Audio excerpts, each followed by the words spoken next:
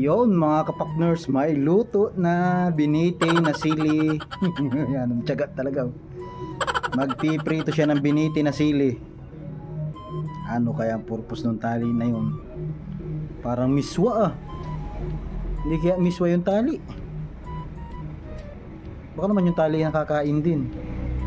Pero hindi talaga. Naka-eksperimento lang ito. Oh. Nilagay sa yelo. Tingnan ninyo maigi. Kung ano mangyari sa sili. Wala na naman. Di na naman nakainom ng gamot ang ating magluluto.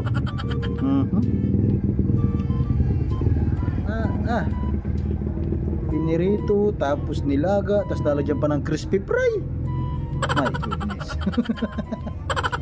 Ako'y bagong tasa. Kamu gwapo. Sorry. Panoorin natin, mukhang magki-crispy fry ng sili. Tapos ilagay mo na yung sili. Hindi crispy fry yan, no? Manok. Manok. Parang masarap ito ah. Masarap ito, yan oh. Parang style marinade ng ano ah, ng Jollibee.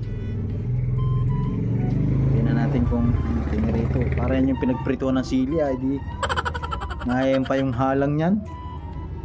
Pero hindi balit yan na may mayaman sa mantika yan si chef. Ito na, didikdikin na. Okay, grabe naman oh. Yung sili dami.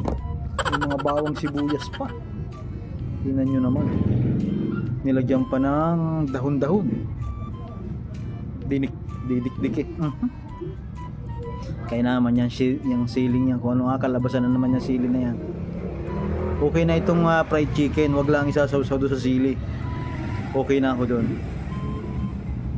Naglaga ng mantika. Ano pala, margarine. Tapos vanilla flavor yung margarine. Para magagawa siya ng tinapay. Gagawa ito ng tinapay yan. Gagawa yan ng magmamasa yan ng tinapay. Okay, banana Q. Ibinalot sa banana Q. Iba yung saging, para senyorita yung saging, ano? Tapos ipiprito.